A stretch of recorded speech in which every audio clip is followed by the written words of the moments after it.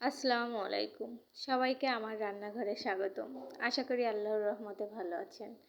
আজকে আমি দোকানের মতো নরম, তুলতুলে আর সেরা স্বাদের কালোজামের মিষ্টির রেসিপি আপনাদের সাথে শেয়ার করতে চলে এসেছি।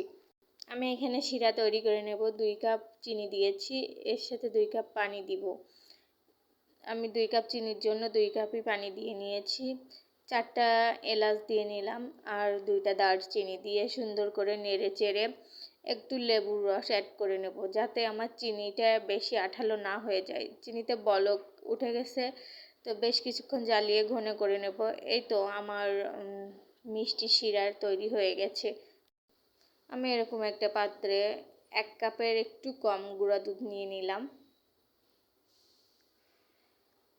1 কাপ ময়দা অ্যাড করে দিলাম। বেকিং পাউডার দিয়ে নিলাম 1 চামচ। ভালো করে শুকনো উপকরণগুলো চামিচ দিয়ে এরকমভাবে মিশিয়ে নিলাম। এরপর আমি এই শুকনো উপকরণতে সয়াবিন তেল দিয়ে নিব। তো এখানে আপনারা ঘি দিতে পারেন, তো আমার কাছে ঘি নাই, এই জন্য আমি সয়াবিন তেল ইউজ করতেছি। তো আপনারা দেখতে পাচ্ছেন আমি 1 কাপের কম গুঁড়ো দুধের জন্য আর 1 কাপ ময়দার জন্য আমি কতটুকু সয়াবিন তেল নিয়েছি। তো সুন্দর করে এরকমভাবে মেখে নিয়েছি। এবার তরল দুধ আমি অ্যাড করে দিব।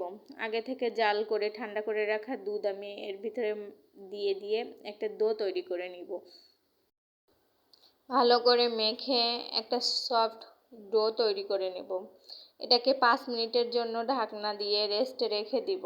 হাতে সয়াবিন তেল মেখে মিষ্টি শেপ আকারে গোল করে নিব।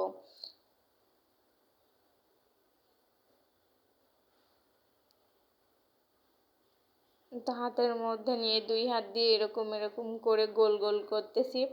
গোল একটা মিষ্টি শেপ তৈরি করে নিব।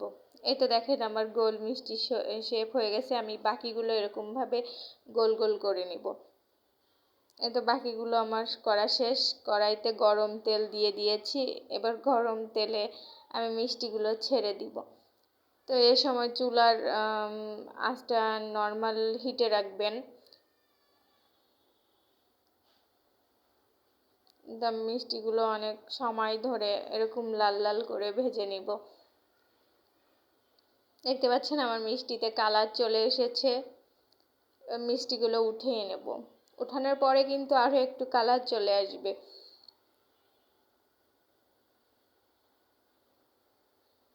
এরকম করে সব মিষ্টিগুলো উঠিয়ে নিয়েছি। তো দেখেন আমার মিষ্টিগুলো আগের থেকে একটু গাঢ় কালার চলে এসেছে।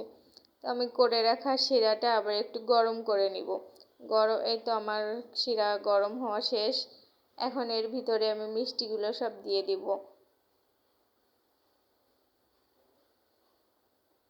তো মিষ্টিগুলো সব দিয়ে নিয়েছি। এবার খুন্তি দিয়ে একটু নাড়িয়ে চাড়িয়ে নিব, যাতে সব দিকে শিরার রসগুলো ভালোভাবে মিষ্টির ভিতরে ঢুকে যায়। ঢাকনা দিয়ে রেখে দিব 1 ঘন্টার জন্য। তো 1 ঘন্টা পরে এই তো আমি আপনাদেরকে একটু বাটিতে পরিবেশন করে দেখাচ্ছি কেমন হয়েছে। একটা করে পরিবেশন করে দেখাচ্ছি। তো দেখেন আমার মিষ্টিগুলো একদম দোকানের তৈরি কালোজাম মিষ্টির মতো মনে হচ্ছে না? তো যাই হোক, আপনারা বাসায় একবার ট্রাই করে দেখবেন। আর আমি মিষ্টিটা কেটে দেখাচ্ছি কতটা সফট হয়েছে। আমার চ্যানেলটি নতুন, আমার এডিটার ভয়েস দেওয়ার ধরন দেখে বুঝতে পারতেছেন। তো আমার ভিডিও যদি কোনো অংশে আপনাদেরকে ভালো লেগে থাকে, তাহলে সাবস্ক্রাইব দিয়ে আমার পাশে থাকবেন আর একটা লাইক দিবেন। এতক্ষণ আমার সাথে থাকার জন্য ধন্যবাদ।